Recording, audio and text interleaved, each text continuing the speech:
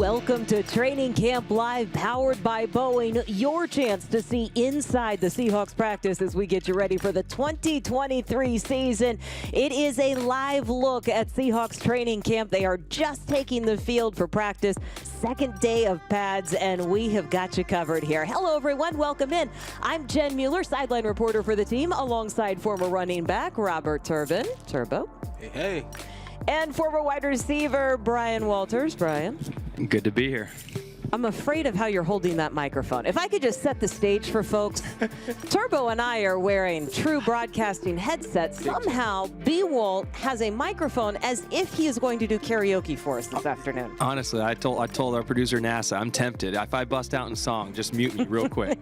Who's your go-to? What's your go-to karaoke? I tell everyone the same answer here. I don't divulge that unless you're there. You have to be there in person to experience it. Is that I will not give it away. I will not. I have actually been there. I've witnessed it. I might have sung backup. I will not be divulging that. We've got much more to get into today. Look, the conversation is going to focus on the wide receivers and the running backs. You are going to see plenty of Jackson Smith and Jigba on this one. And we're going to talk about what's going on with the running back situation and also just kind of recap some observations from early in camp here. Guys, yesterday was the first time they had a chance to put on pads. For those of you watching, you might not realize how much this has changed. First of all, teams cannot have a padded practice until you have 4 practices to get into the season. And you can only have 16 padded practices, which is a huge difference from, I don't know, 20 years ago when I started going to training camps when guys would go 2-a-days in pads. Can you even imagine that these days? I'm going to age myself here because Turbo, I don't think you even experienced it, but my rookie year was 2-a-days. 2010 was the last year until the new CBA was signed, and I was doing 2-a-days, and man, it hurt. Yeah, my last 2-a-days actually was in college. I mean, as far as being full padded 2-a-days, and the rule used to be 3 practices in the league before being able to go full pads. But man, the fact that they've added another day, and there's only 16 total padded practices that you can do. I mean, that's crazy, but I would love it if I was a player. Well, it's crazy. And look, here's the thing. There is certainly the case to be made for, right? It is a player safety issue. It is saving your body for the regular season. The other side of the conversation is you only have 3 preseason games. You've got less time in pads, which makes it harder to evaluate talent and kind of Brian, just once you get to week 1, it's a shock to your system because nothing is like full speed week 1. Right, and going back to evaluating talent, for the younger guys trying to make a team, it makes it a lot tougher. There's a lot less reps for them and a lot less chances to show what you can do in pads, and how tough you are. Whereas for the veterans or the guys that know they're going to be here, it's the perfect scenario for them because they're going to go into camp fresh and ready to go. But yeah, come week 1 and you start taking those hits, you remember what this game's all about. I always think that it's the defense that likes it most when you put the pads on. They've had 0 people to hit for 6.5 months, and they are ready to let loose. But Turbo, you could deliver a pretty big hit. Did you like it or not when the pads came on? Oh, you love it when the pads come on, man. For about 5 minutes, right? Oh, you're playing real football. You get to actually impose your will on another person, even though it's your teammate. It's a good feeling. Defense normally has the advantage when you first put the pads on and you start, but offense gets going after a while. I was laughing at DK's comment. He wrote somewhere, or he said somewhere, and he says now the defense can't claim everything's a sack or something. Yeah, right. They reach out and touch a jersey, and they go sack and plays dead. But now they actually got to finish, and Absolutely. they're going against some guys. I tell you what, those pass rush drills, though, those heat up once you get some pads on. Man, I tell you what, every one-on-one drill heats up when you get the pads on. You talk about one-on-one offensive line, defensive line. You're talking about one-on-ones with the wide receivers and DBs. How about the linebackers as well? RBs and linebackers, that gets heated in that pass protection one-on-one competition. But that's what the pads, that's what they bring out, man. They bring out the best competition. And the thing about the Seahawks and Pete Carroll is they're going to be doing one-on-ones every day. There's other camps I've been to. One-on-ones are maybe once a week, twice a week. But Pete loves that competition, loves that one-on-one, and letting guys go at each other. We're getting a look at the offensive line here. I told these guys before we started the live broadcast that I had a great moment driving in, and then about 5 minutes later, I was really brought down to earth. So I'm driving in this morning, and Richard Sherman pulls up next to me. I was like, hey, Jen Mueller, it's good to see you. I'm like, oh, Sherm, I love you. It's so good to see you. This is great. And I walk into the building and I'm like, man, these guys are so special. I mean, I love being here, right? Like, this is great. I go up and I introduce myself to Evan Brown, our new center. Haven't met him before, but went to my alma mater, SMU. And I'm like, hey, Evan, nice to meet you. I'm Jen. I went to SMU. And he goes, hey, what years were you there, may I ask? Oh, man. I had looked this up, and I knew what the answer was. Guys, I was a freshman the year he was born. And so I thought about lying to him, and I just said, I graduated in 2000, which made him 4, but at least I didn't have to say, I was a freshman the year you were born. Yeah. Are you gonna Talk come about clean? being brought down to earth real fast. It's all about it's all about mindset, Jen. You know Well, what I mean? maybe he just thought I was young enough that we overlapped somewhere. I mean, See? maybe he thought we crossed paths on campus. See, and that's the right mindset to have right there. Okay, that's the way that I'm going to go with that because it did not feel great in the moment as we watched the guys go through some drills. B-Walt, you mentioned being at other camps. I don't think that there are this involved.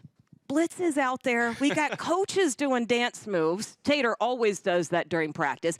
And I kind of say that because Bobby Wagner's back, and now he knows what it's like someplace else, and he's back.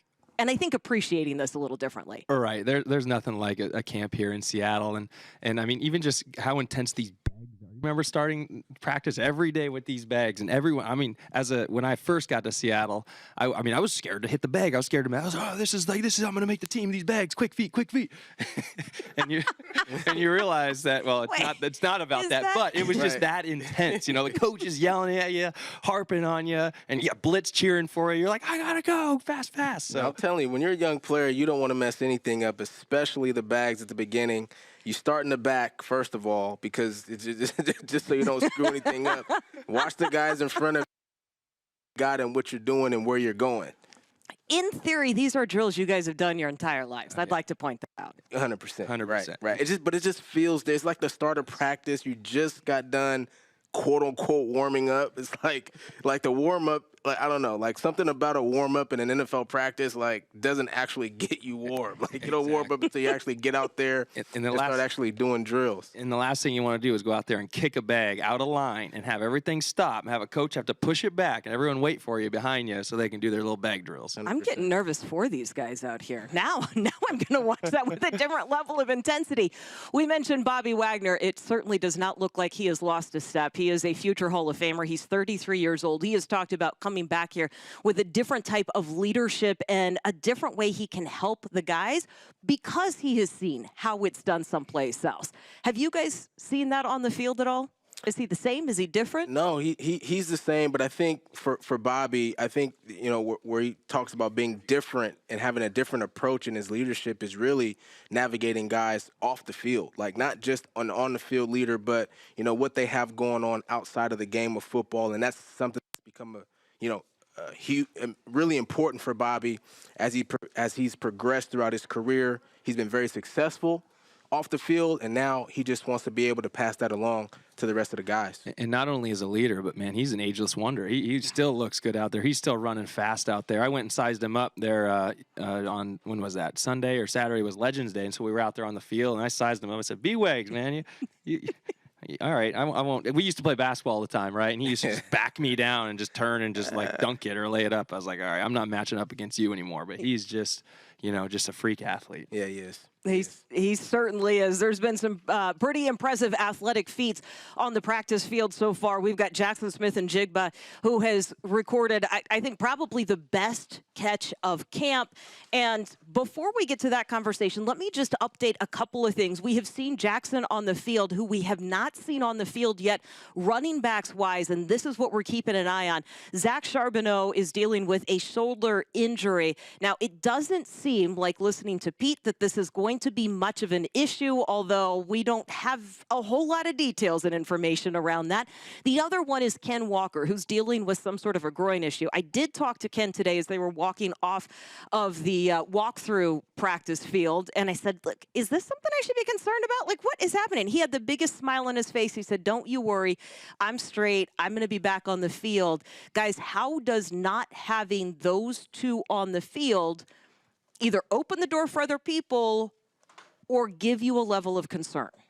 Well, it's impactful for them not to be there just because they're your two lead backs. But I think, the good thing about it is you're not dealing with anything overly serious, so you can expect them to be back and be able to, obviously perform at a high level. But, when you're a young football player, B. Walt, and you can let me know if you agree with this or not, like, every opportunity at practice is really important. Like, OTAs and those opportunities to be able to get reps, to be able to, continuously recognize defenses and have to adjust on the fly. And, those things are really important to your development as a young player. So when you're not out there on the field, it can kind of hinder some of that a little bit.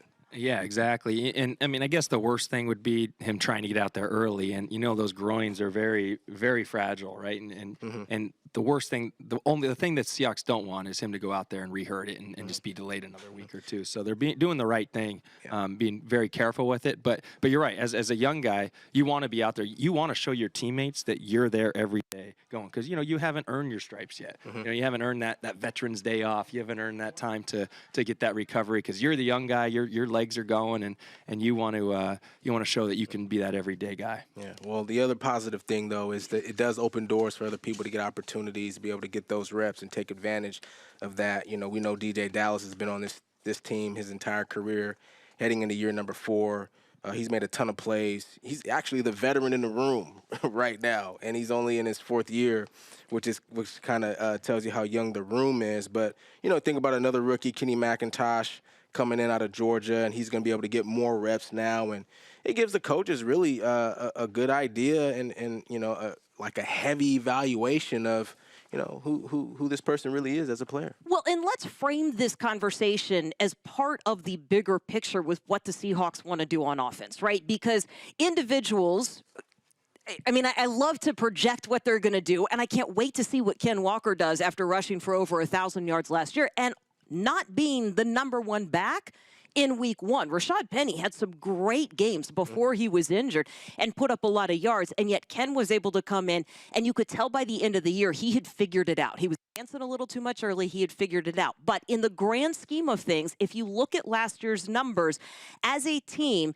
12 rushing touchdowns, 30 passing touchdowns for Geno Smith. Now, I love what Geno did, but do you think, Turbo, let's start with you, that's the ratio that Pete wants? Or do you think he'll take it because it was efficient last year? No, I think he'll take it. I think that's a good balance of what they were able to produce last year from running and passing.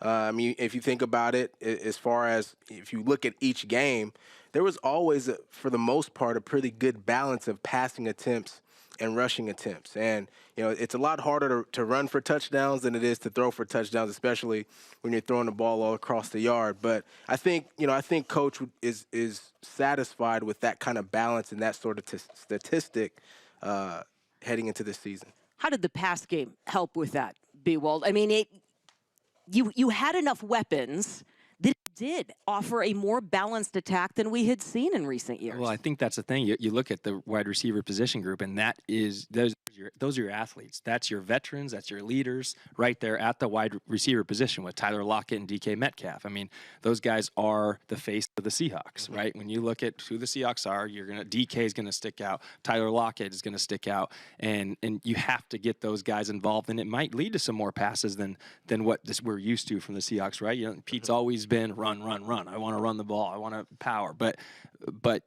they're just making adjustments for what they have, and you can't let those guys just go out there and block 2-3 plays in a series and try to throw a 3rd down and 10 or something for a 1st down. You got to use your weapons and get the ball in their hands. Mm-hmm. We're talking wide receivers and running backs on Seahawks training camp training camp live, powered by Boeing.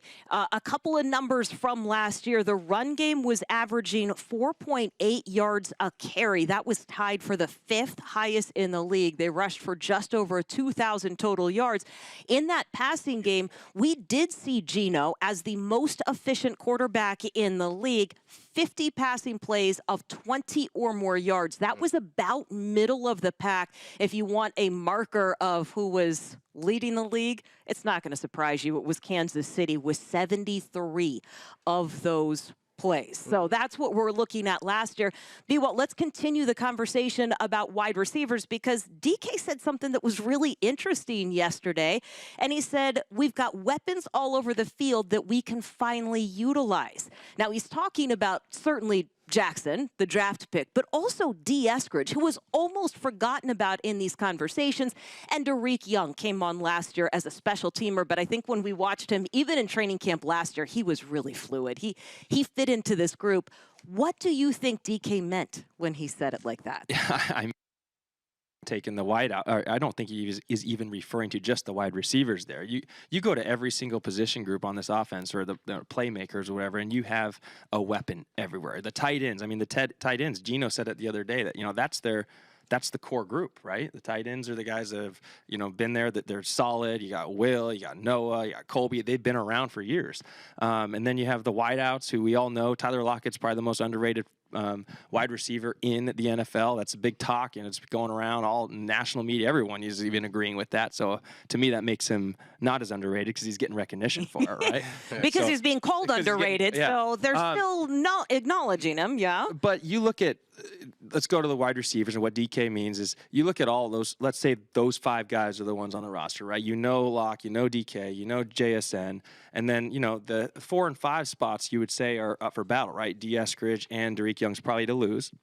But you take those guys, and let's say D. Eskridge, if he is healthy and he can perform, he could step into any one of those roles. He can be that perfect slot backup to JSN. He can be in there and be a playmaker, right? And that's what you get as you get the depth for these wideouts is these guys can fill in. Derek Young, I was watching him run routes the other day.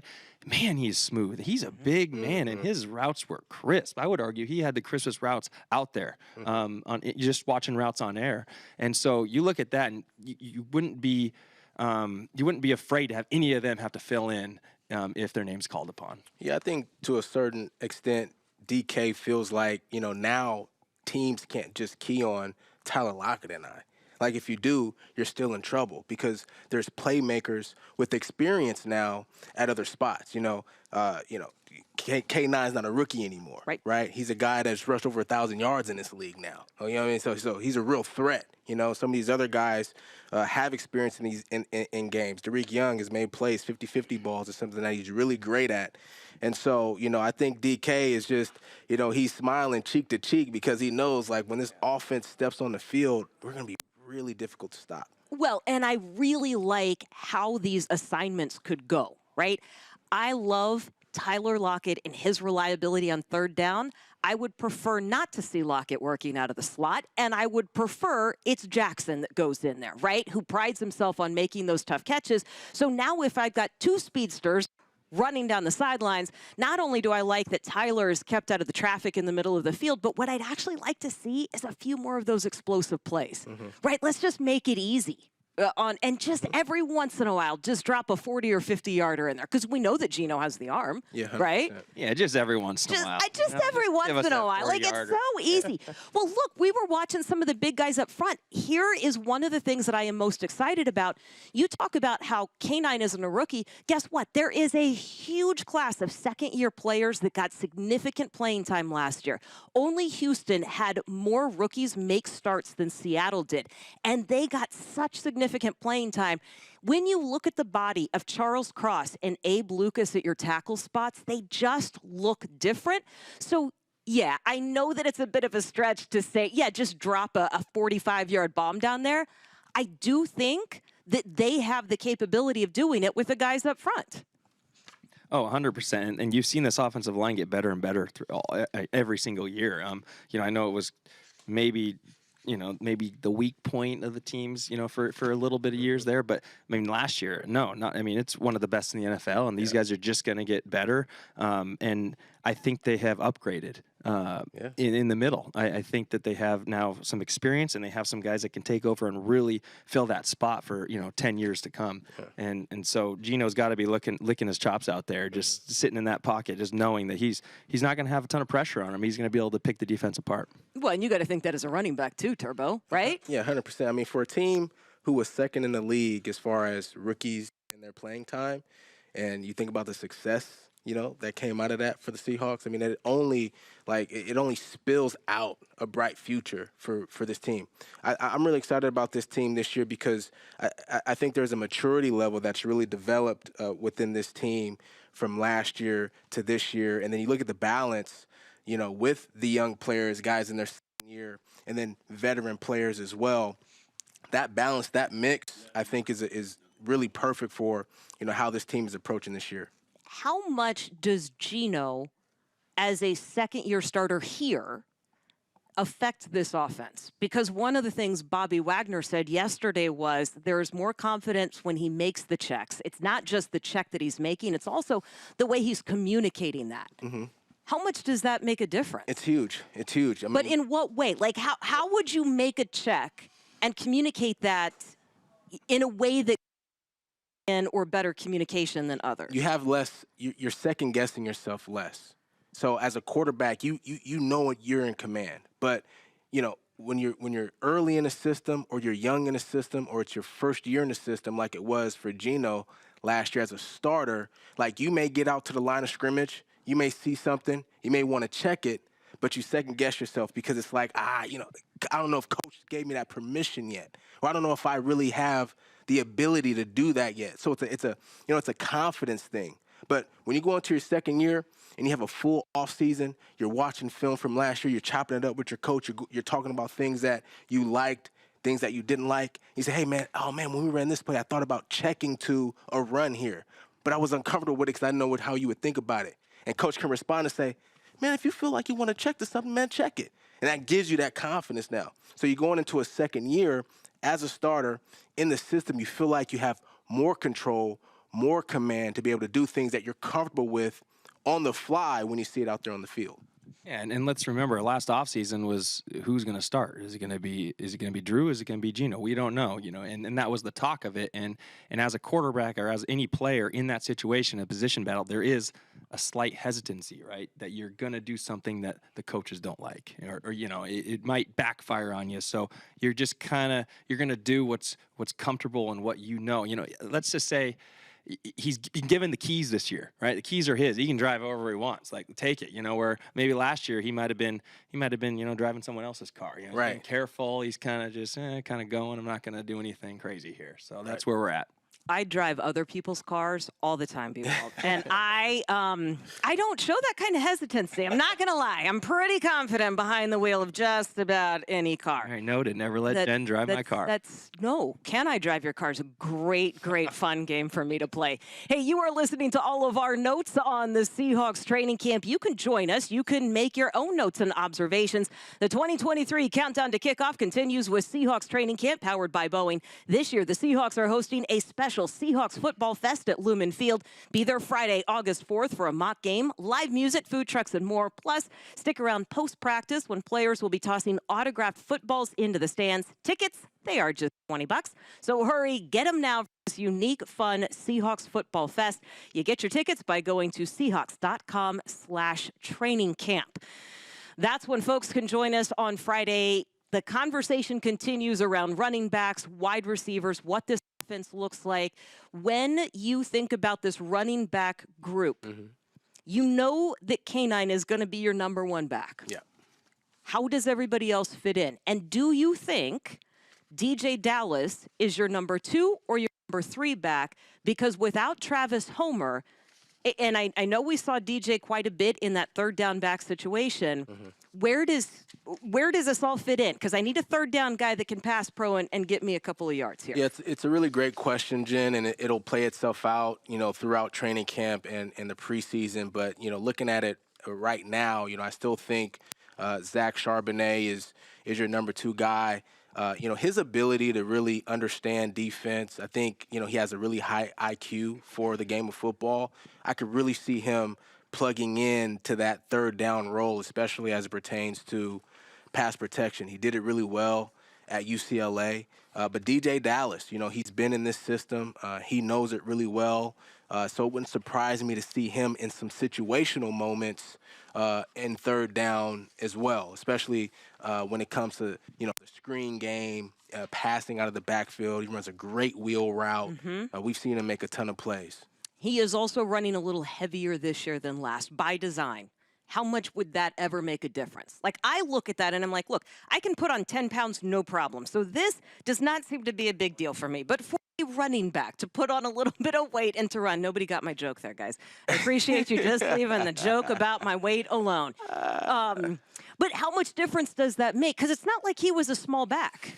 Yeah, I got to be honest about this, Jen. I'd have to talk to him to figure out, exactly his reasoning behind wanting to be bigger, but that's not always the answer at running back. Running back is really like a lot of positions. It's about movement. And if you want to put on weight, that's great, but as long as it doesn't impact the way that you move, the way that you're able to make guys miss, I think a lot of times as a back, we get so caught up in the physicality of the position, wanting to break tackles, wanting to run guys over and things like that, that we miss the fluidity of the position, the movement and making guys miss, which is really what it's all about. That's why great backs like Chris Johnson, guys who don't have a lot of size, can still be great in the league because of their ability to just move. And so it's not always the answer, but if he feels like maybe in short yardage situations, which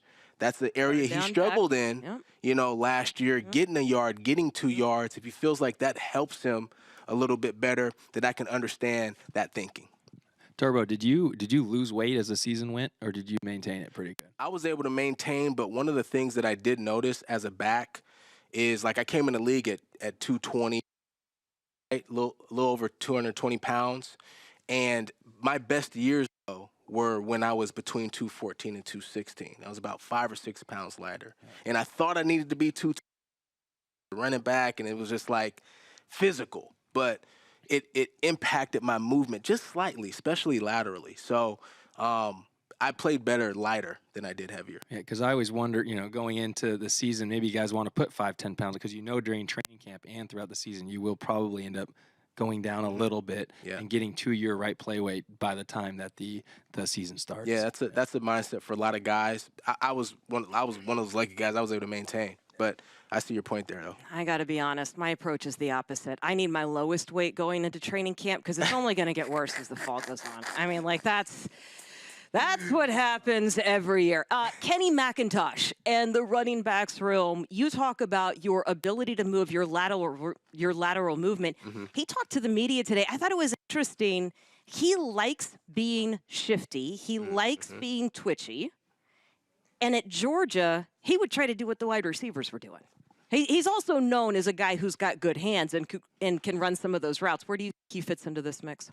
Well, I think he'll get some opportunities to be able to make some plays, catch the ball in the backfield. One of the things that I really admired about, Pete Carroll and just his system is, if you're a player, you got talent, he's going to find a way to get you out there on the field to be able to make a play. He's going to put you in situations that you're comfortable in. And that's why you see so much consistency with the Seahawks, right? Because, yes, there's a system, but there's a system within the system, which is, let's put our players in the best position for them to be successful, depending on what their skill set is. And so Kenny McIntosh, with a dynamic skill set, they'll find a way to get him some plays out there. We're watching a few of the wide receivers. We are just about done with the portion of practice that we can show you. But when we think about the Seahawks wide receiving group, B. Walt, I'm going to give you the last word because we are going to wrap this up here in just a few minutes. What excites you most when you think about all the factors we've talked about today? I think the fact that now they have a number 3 that you can rely on. It's going to take a lot of pressure off Tyler Lockett and DK because, they had about 45% of the targets last year. So, they won't argue that. They want as many targets as they want, but just to take that pressure off and to show more playmakers out there, it's going to single them up on the outside a little more. You have JSN in there who has been all over camp. I mean, he is no short of amazing so far. Has impressed everybody, and you see why the Seahawks picked him in the first round there because, he's all over the place. He's diving. He's making – you see him just loving the game. No questions about the hamstring last year. That is gone, and he's coming in not looking like a rookie yet. Yeah, we've seen him just a little bit in practice today. You can see him and the entire team at Lumen Field on Friday, August 4th for the mock game. Go to Seahawks.com/training camp to get your tickets. We are going to wrap up for today. We don't want to give away any secrets before the season starts. We will be back with you on Thursday for the next live stream, and our last live stream. Training Camp Live is powered by Boeing. For B-Wald, for Turbo, I'm Jen. Thanks for joining us.